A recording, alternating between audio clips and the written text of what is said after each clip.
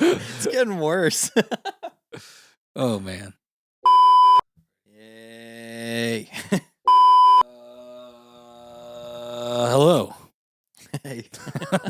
I love that. How's it going? Yeah. Hey, welcome back. We got some stuff to talk about, maybe. The microphone's here regardless. Stuff. Everybody knows this is the podcast with people talking about stuff. That's right. Exclusively about stuff and people, and also things that happen. To us, to others. Yeah. How you doing? I'm good. No complaints. All right. I got a drum set. It's off camera. He did get a drum If set. you hear a little bit of ringing, it's the hi-hat. It's right here. They say always keep a drum set within reach. Keep it with you. Yeah, I got an old Slingerland kit that I'm working with in my studio. So that's pretty cool. I think we had it in the middle the other day for some video we shot, but it's I never had it together. My wonderful friend Ryan McQuarrie helped me at least get my kick, hat, snare, tom situation together, just so I could play around a little bit. That's right. Learn, have fun. Yeah, but a lot's happened since last time, I feel like. A lot. We interviewed my friend Craig Burletic. We love Craig. What a good dude. Yeah, just kind of reflecting on that podcast would have came out already before this one does. That's And true. he's super cool. Has a super cool collection now and a great story. And he's an all-around great guy. So we appreciate that. Kind of pivoting into like doing these really casual ones and then doing the interview-esque type podcast. I feel like that'll keep it interesting. The future, I'd like to maybe even not even always have bass-related people.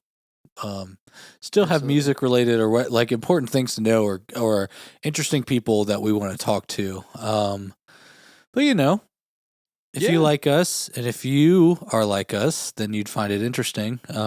We got some more. We've got 3 more interviews in the works that are all very cool, just as amazing as Craig. They're very cool. So they're very, very cool. It's things are happening, which people shockingly reply to us sometimes, and it we're like, doesn't make sense. That's cool. Yeah. So that's gonna keep happening, and that'll be awesome. And I will say, we would like to meet who you want us to meet. So if there's somebody, if you've got a guest you really want us to have on, especially if you have their tell phone us. number. Tell us who it is. And I don't know, is this aggressive? We don't have a horde of people, so like tag them. Be like, you should go on the @Base of the Channel podcast. Like, hey, if you're looking to tank your career, you should talk to these guys via Skype. I hope you can't hear this hi-hat vibrating. I feel like I can hear it. I can't. Okay. Well, anyway, we got some other stuff. I don't know if it'd be out yet or not. Who cares? Because we haven't shot it at this point. Nick got the Arkham Origin. I got a new preamp. I got a new tube preamp. So cool. Yeah, I did. Tell us about it. I did. I got it. It was in a string of impulse buys of rig-related gear where I was switching away from my rack build to a pedal board build. So through a really cool little series of events, I ended up with this tiny little pedal train Metro. I mean, it's like very, very small. Got a little power supply for it. Got one of those True Tones. The who makes that? What's that company that makes the One Spot? One Spot. All right. It's by them, and it's honestly great. It's shockingly good. A buddy of mine put me on. He said, "Yeah, you got to try this." So I got that. Got the power supply. Is it small? It's tiny. It fits under, like the board is flat to the ground, and it's made to fit on it. Pitched upwards. Yeah, no, it just fits straight under it, and it literally mounts. There's not even a mount. It's just 3 screws that come out of the top of the thing, and you just back it out, put it on under, and just drill it in.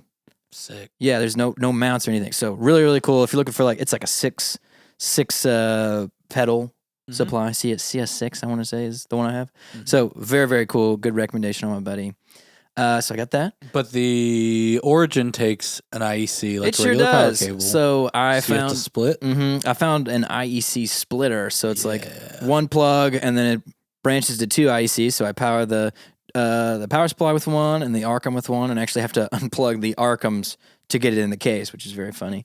So I've got the dual IEC going, and I got an HX Stomp that I'm using for like a little bit of compression and a little bit of drive. The one spot is powering the HX Stomp. It is. That's a big deal. Well, through a very funny conversion and a polarity switch, it does. This is like every pedal board ever. Or Yeah. at least with the kind of pedals I like and you like. Yeah, I'm just Just hoping weird. that I'm hoping that with this digital being here and always will be here now, I'm hoping that somebody will Sure. figure out a way to not do a triple daisy chain just to get power to a HX Stomp. Line 6 if you can hear me. Yeah. Anyways, so I got that, and I go up. That's all I've got on the board is literally like the Arkham HX Stomp and a little extra foot switch to add a couple more buttons to the HX. And I played with the cable actually for the first time, which is a funny little thing. I've been wireless for 2 years, and wires. I used a cable, and honestly, I kept tripping. I was like, Did you really? Yeah, I didn't realize how much. Like not tripping, but like always tossing you out of my tripping. way. Oh, tripping. Always tossing out of my Liquid on way, stage. and I kept winding it up, and I was like, man, I'm like, what am I doing? I'm like, what have I done? So I went out, I built the board, and I just was like, let's just take it. So I took it on a whim. We went to do like 2 honky tonk kind of shows, and it was fantastic. I loved the new board. The tone is so I took a new bass too. I literally took a complete new rig, no rehearsals, no nothing. Just took it, and it worked out really, really well. I did bring. Did you leave flats on said bass? I did. Yeah. You all don't know this. I bought like a P bass with flats on it. It's got those labellas on it. Yeah. American P bass, pretty cool, dude. American Standard. Mm-hmm. Really light. When I felt his new bass, I was like, man, this thing rules. I would buy this. I would say he offered me. I was like, I'll buy this if you don't like it. and I got to keep It's it good. because I got to have the upper hand. Yeah. You know what I'm saying? And our friend Chris Justice, that's who we bought it from.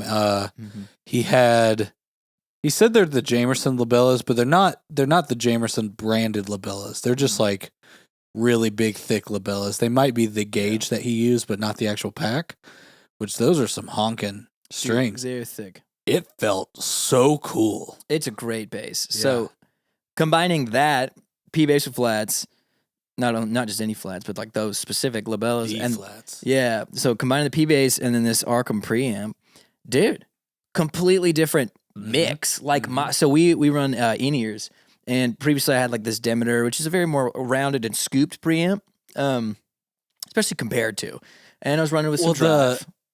Sorry, here's me being me. The Demeter, if I remember correctly, flat is not flat on the Demeter. So it's like it's not necessarily scooped per se, but it's a where you put the knobs is not straight up, Yes. if I remember correctly. Yes. Yeah. So But it's a different league. They're both two pre's, Yes. but they have a drastically different sound. yeah, specifically where it sits in your mix, it's kind of like this.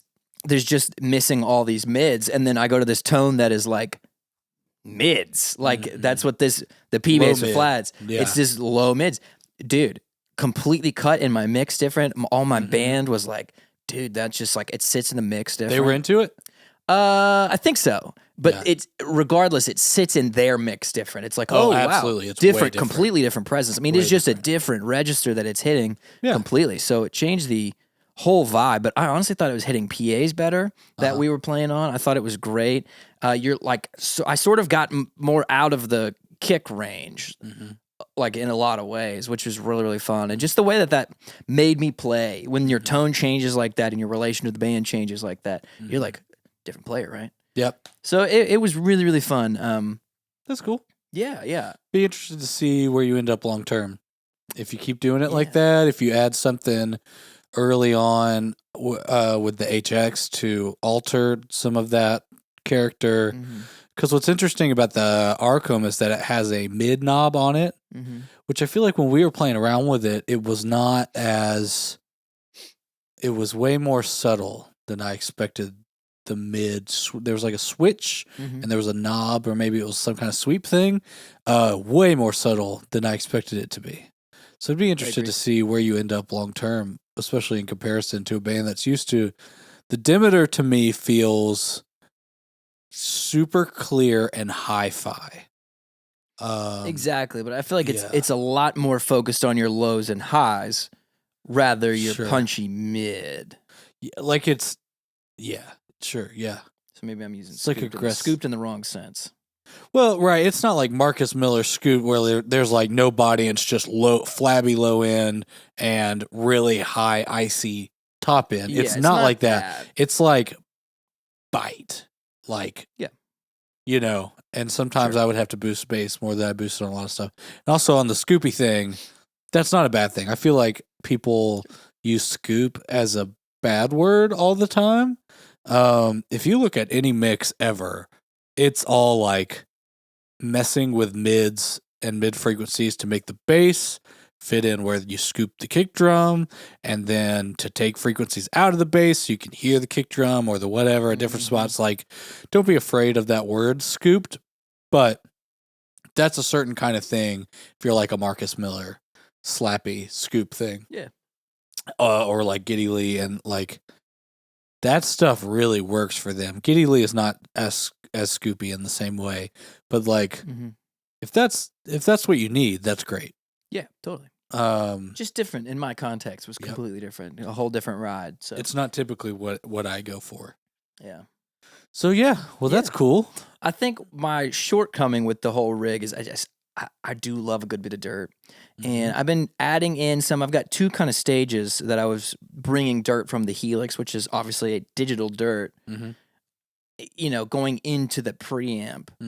It's maybe not ideal. So I did want to say, like, if any of you guys have some dirt pedals that we need to check out, let me know, because I'm Goodwill hunting.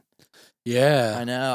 I'm down to check out some dirt pedals too. I've got ideas, especially I'm a little bit limited with how much space I have on my board, but I could fit like a regular size Stomp box, no problem. And I think I'm just in the market for like a real dirt pedal. Maybe that's not in the Helix. I'm not unhappy with what I'm getting from the Helix, but I wouldn't hate to be able to pull that Helix out of the dirt line. So I usually use my Grizzly bass, which I love a lot. I think I've talked about it before, and I kind of leave it always on. But I'm in the mood to switch it up a little bit, but I'm really in the mood to kind of have two dirt pedals on my board. Yeah. To have two different flavors. And I feel like the dark glass thing is really popular right now, which is cool.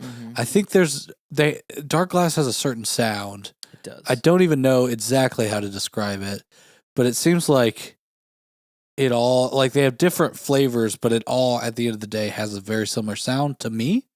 And I really like that, but I don't know if that would be my always on sound for me personally. Yeah. It'd be like one of the things I'd jump to.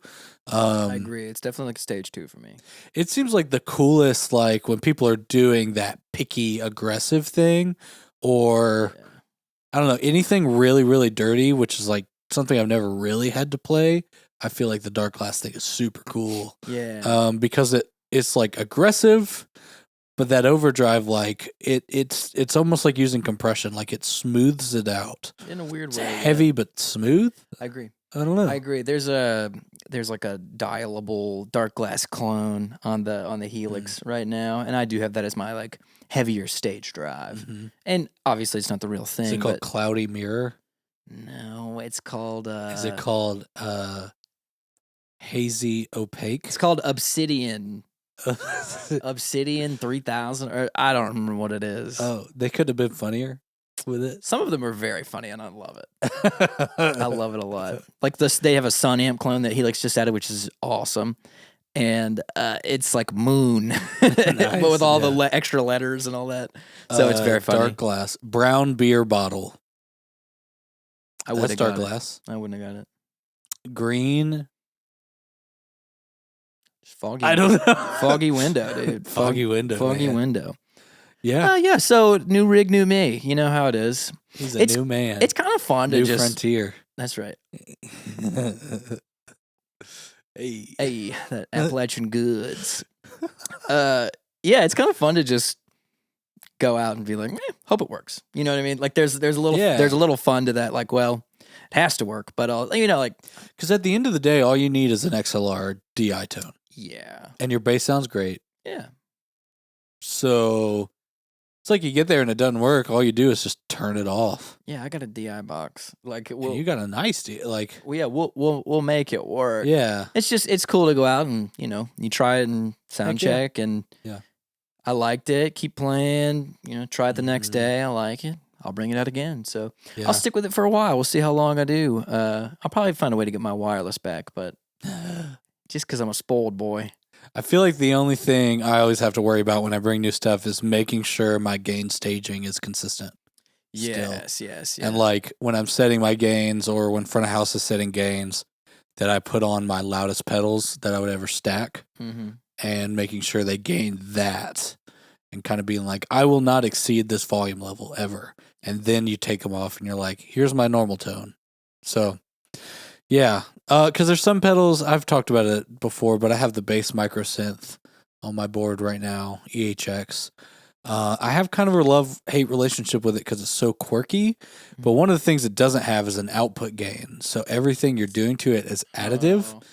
So I have to be careful about where I have it in the chain. I feel like lately, I'm kind of not in a super compression mood lately. Yeah. I feel like the bass is not as dynamic of an instrument as sometimes we think. And I know that compression on a bass guitar is more about getting consistent low end and it just like blooming really nicely in the PA. But the front of house guy can do that. Or if I'm using a tube amp, my tubes are compressing, the tubes in your Arkham and my Noble are compressing. Anyway, all that to say, I've had my Noble, I've had everything kind of goes in, and then right now it's my API EQ, which I had off my board for a minute, is back on right now. We back. And then the EHX microsynth, and then maybe like the Grizzly bass, and then the API compressor, then the Noble. And this voice rolling deep. Pedal City. All the API stuff has a buffer in it. And nice buffer. My understanding of the EHX stuff is it really doesn't like to be buffered. So we could all relate to that. I think I need to put the EHX, go tuner, EHX, then API, then Grizzly, then API compressor, then Noble. Because when I'm in here and I'm playing around with the EHX, it sounds big and massive and cool and quirky, but like in a good way. And that's why I have the compressor at the end of the chain, because anything I add to it, I can compress a little bit. Because I want that compressor to barely touch me other times. But when I have it in the order I currently have it, I hit the note and it goes, ooh, ah. It like, you can hear it find a note. And then as the note kind of dies as I'm playing it on my bass, it's like it re-triggers the note. Weird. And I feel like it only happens when I show up at this one certain gig. So I don't know if it's a weird power thing or what it is, or it's just like the weird buffer. It doesn't seem to usually happen. It's not a fancy steakhouse in town. Okay. Good eye though. It's a rich taste, dirty power. You know what I'm saying? Yeah, man. Those tiger shrimp, they'll get you. Yeah, but that's all that's going on my pedal board. I do have a Source Audio C4, and that's a digital pedal that you can load presets on. They say it's a synthesizer thing, but like you have a little app and you can go through and find a distortion you like or whatever. And it's like 3 presets one way, 3 different presets the other way. Nice. And I have one that's really freaking close to the micro synth. I just enjoy having the real thing for now. But if I need to save space, that Source Audio thing's really cool, and I'm not using it to its potential. Totally. It kind of scratches the line 6 itch for me. I don't know. I feel like I still will probably end up getting a Stomp one day, but who knows? Yeah. It's cool. It's the multi-tool. Yeah. Yeah, cool. Nice. You're talking about compression, and I did also, I'm just buying a bunch of gear. I did get a new interface for recording, and it's this, I don't know if you get in-your-face interface. I don't know if you guys have seen this one, but there's like a universal audio line that's not like top tier. It doesn't come with the console. It's like they're more like budget friendly, kind of like desktop recording, which is exactly what I do most of. Kind of like that line. And it's called the Volt. I got the Volt 476 C or P? Something. whatever the 4-channel is with the USB-C out. It's great. So it's got 4 mic Super pre's, cool. very cool. It's like a cool retro look. But the big thing is this switched like a 76 compressor. Yeah. Just Little built bit in, conversion. just like an analog real deal compressor. Yeah. Just built in as on a button. So it's got like these 3 settings. It's got like a vocal setting, like a guitar setting, and then like a fast setting. So you can just tab through whatever you want. Yeah, Cool. those are really cool. It's been fun, yeah. If I needed an additional little interface, I'd probably grab one of those. Yeah, it's super fun. I mean, it's getting almost everything I need done, other than we've been talking about it. It doesn't have a digital in, and I've got another full Helix that I like. I think one of the perks of maybe owning the Helix is that, especially in demo world, you can just take it digital straight in. You don't convert and then reconvert like analog to digital. Yep. And I'm just kind of running into having to work around it and some latency things because of my computer wanting to see the Helix and the interface and yada yada.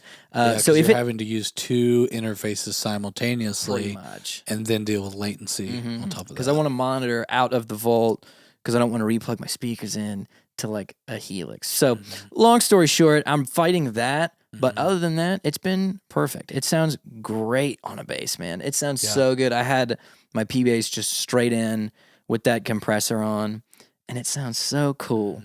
It's great. I don't feel like there's been an interface, and now I don't know. I'm not like crazy into interfaces, but like I don't know of anything that has a cool analog flavor to it that's not.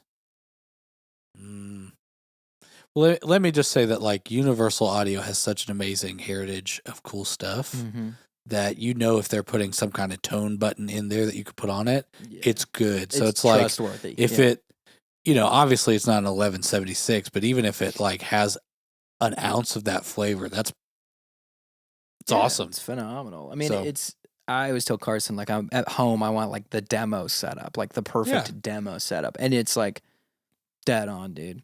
So cool. And it's also got this other mode that's like a vintage mode. So you got your compressor button on top, and then you got right below it, there's a vintage mode on every channel strip, or channel strip, on every like input. So all 4 inputs, you've got that mode. And it's like, we were talking about it earlier, it's like kind of like this 610 old school. It's like one of their old preamps that they're kind of like emulating, right? Yeah.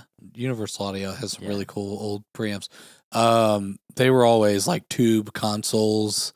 I think the 610 is their current rack channel strip or like preamp, and then they make a channel strip version, and then they make a version that's like their tube preamp attached to an 1176 type thing, or the tube preamp attached to a LA2A type thing, which is super cool. I want one of the big ones very badly. One of the guys my band works with, that he almost exclusively uses that kind of sound because you can get that really cool real tubey thing, which is a nice contrast. In my studio, I have it mostly geared towards like a Neve thing because I really like the sound of that, and I really like when it clips. I feel like I don't lose low end. It's a different flavor. It's different. Gosh, it's like, what sports car do you want? They're all freaking awesome. Yeah, in the world of preamps. But yeah, I mean, I want one of everything. Unfortunately, I wish I didn't. It's quite a bug to be bitten by. Yeah. At least we don't collect boats. All right. Let's keep rolling. Just a couple, couple things in the news we were talking about. Carson, I was like, what can we talk about? Is there anything in bass news? Which I don't know that there's anything such as bass news, but bass news. Other than I was sending you a bunch of post-it. Was it Jack Black playing a bunch of basses? I kept sending you pictures of somebody playing. Adam Sandler was playing a bunch of P basses, and I was like, this is bass news. Bass news. But anyways, what were you telling me about? We were talking about it earlier. Nordstrand Audio. I think the guy's name's Carey Nordstrand. He posted all these pictures the other day. One, he posted a podcast setup or like a video setup that he might be doing soon, which would be super cool.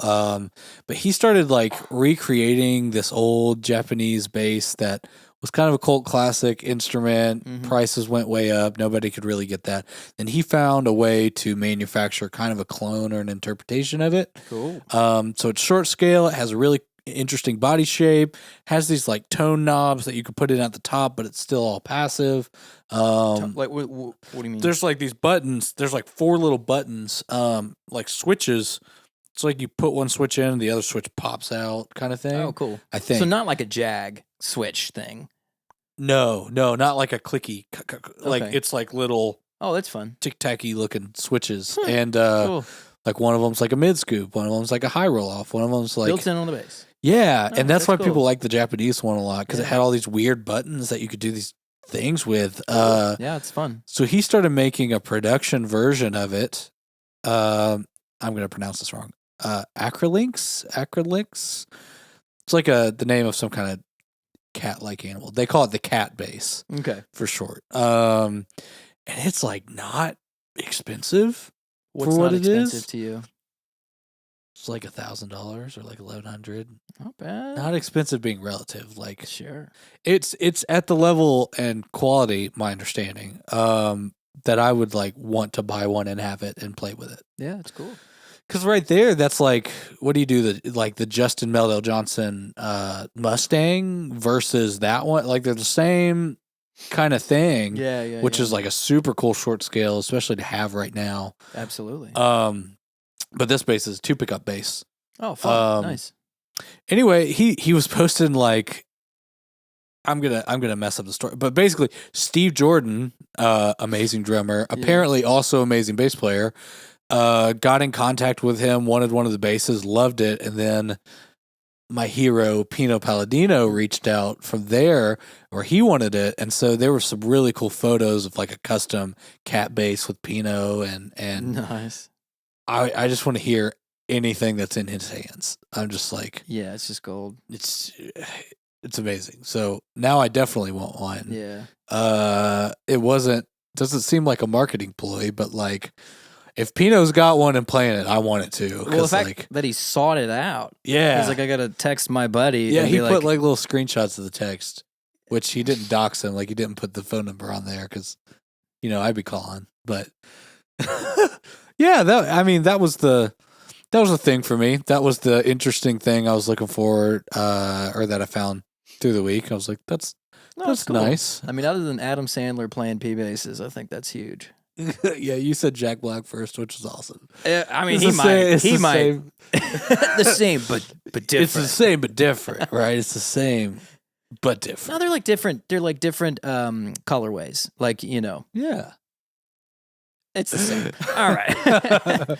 50 First Dates versus Tenacious D. Yeah, but That's not fair. Happy Gilmore versus Tenacious D. yeah. Yeah. Billy Madison versus Nacho Libre. Yeah. Yeah. What? Billy Madison versus School of Rock. Oh, can't compete. Can't compete. Yeah, cool. No, bass news. If you guys have wind of a high profile bass news, send it our way. Bass news. Put it in the comments. We'll talk about some bass news. Send it to us online. Yeah. I mean, that hits most of the stuff we got, but you have a show coming up. I do have a show coming up, yeah, where I'm playing guitar, indie rock band, playing in Lexington, January 13th. Friday the 13th, yeah. The Burl is awesome. The We Burl. like the Burl. The Burl. What's your band name? Called Isle of Eight. Isle of Eight. Yeah, it's going to be good. So I'm playing there. I don't really have any shows planned on going seeing. Mm-hmm. Oh, you're planning on going and seeing. I'm hoping to go if I can. You're planning on going and seeing Mr. Jimbo Hart and the 400 unit. Jason Isbell. Jason Isbell's coming to EKU. A college close to Lexington. Yeah. Yeah, so that'll be awesome to see them. Yeah, dude. I've got to talk to Jimbo digitally more than a few times, but in person for a little while when we played a show. Nice. And he is love that phenomenal. dude and his playing, and big fan. So I'm glad they're coming to Richmond. It seems like I bet this is the 4th time I see them as a fan, like before I was even near being able to talk to them. So very excited to see that. Nice. Yeah. Hoping I don't have a tour date that gets put on that, but that's okay. Yeah. Obviously I love to play shows. That's just how the music world goes sometimes. Yeah. So we got that. There's some other cool Burl stuff too. Dude, White Reaper. White Reaper. I think it's like mid-February. We are big White Reaper people. Listen, people. If you're not in on White Reaper, oh my gosh. It's like, I don't know how they're not. I've heard they're the world's best American band. That's what they say. That is what they say. Dude, they're phenomenal. If you don't know White Reaper, it's like this like new iteration of like absolute classic rock, like almost like a hair metal-y, but like not. It's rock and roll with a new spin. It's like real deal instruments. The dude that sings can absolutely wail. Oh yeah. They do like guitar harmonies and like just insane bass tones, like fast drum line. Like it is just, it's awesome. If you're not in on White Reaper, like do your homework right now. Is great. And they're coming to town and I will be there. I would almost lose a show just to go see them because they're that good. They're phenomenal. And they're from kind of close to us. I think they're partial Louisville natives. Yeah. If not all Louisville natives. I think so. Yeah. My the best man at my wedding, my friend Jordan, is cousins with Ryan, the keys player. Dude. So cool. I am very, very stoked for that show. That's like, they've come through town before and I've been like, I need to go. And then I don't go. And then I'm like, why didn't I go? So this year, now they've been releasing some like new tracks and stuff and they're hot as can be. So I'm just They've been a band for so long. And did not, in my opinion, get the appreciation they deserve for like the aggressive, fun, whatever sound they're bringing. And then they just blow up, had this tour with Pearl Jam scheduled, and I could be botching the time, but then COVID happens. They have to cancel it. But I think they finally got to do a run of shows with Pearl Jam in Europe, which is amazing. That's insane. And so I think they're finally getting some of the recognition they need. I think they signed to Elektra for the last record. Nice. And I also have low-key collected every vinyl release they've had. We've got a fanboy, ladies and gentlemen. Every single one of them. That's not your like, you're not the most fanboy of them, are you? Or would you say like that's my fanboyness? I'm pretty on there. Yeah. I definitely try to, especially with the connection and how close they are and how like, you know, when you're like on a trip or something and you're with a friend and it's your turn to have the aux cord and you're like, what band can I put on there that is super interesting so that like even snobby music people are like, what in the world? This is new. This is cool. This is fresh, whatever. And also universally, like even your mom would go, this is awesome. Yeah. To me, that's White Reaper. Like I will put on White Reaper and everyone will love it. Some people will go crazy for it. And they'll just be like, they'll just eat it. It's one of those albums that you're on a car, road trip or whatever. And Which it just album you talking flies by. World's Best American Band. Okay. It's probably my number one. So that's their first? That's their first full-length major release. First, like, major release. Yeah. I think the next one was You Deserve Love. That's the one that got me. Yeah. That record it doesn't have a mistake on it. It's good. Awesome. Yeah. It's so good. I'm telling you, y'all, turn the podcast off. Just go listen to them. White Reaper. Yeah, go listen to White They're Reaper. perfect. Yeah, dude, they're awesome. Yeah. And any of y'all, if you see this, come on the pod anytime. Yeah, and then my friend Dwayne Lundy is doing, I think the band's called Chico Fellini. I'm sorry if I'm saying that wrong. They're doing a David Bowie tribute. And if anyone is going to do a David Bowie tribute in the best, coolest way, it's Dwayne Lundy. That's dope. So I have to be there for that too. Nice. Yeah. So sick. Love that guy. Love his production style. Love his whole vibe. So nice, dude. Well, action packed little winter months coming up. So yeah, you know, if you're thinking bass things, I need to send those to those boys. Send us a message. Send them bass things to them boys. Yeah, send us a message, man. Send it to Based on Instagram. At Based the channel. That's right. Based the channel. We'd love to hear from you. So just say, just did this. We did this. The wonderful people at Close Guitars, KLOS, sent us this bass. We just did a little demo review thing of it. We really appreciate that they sent that to us. And anything Tim, like that is fun. Over there. If you have a pedal you want us to review and you think you can get it to us, if you ship it to us, I'll ship it back. Yeah, or you just drive by. Come on by the studio, dude. Yeah. All right. Well, this has been great. See you soon for something.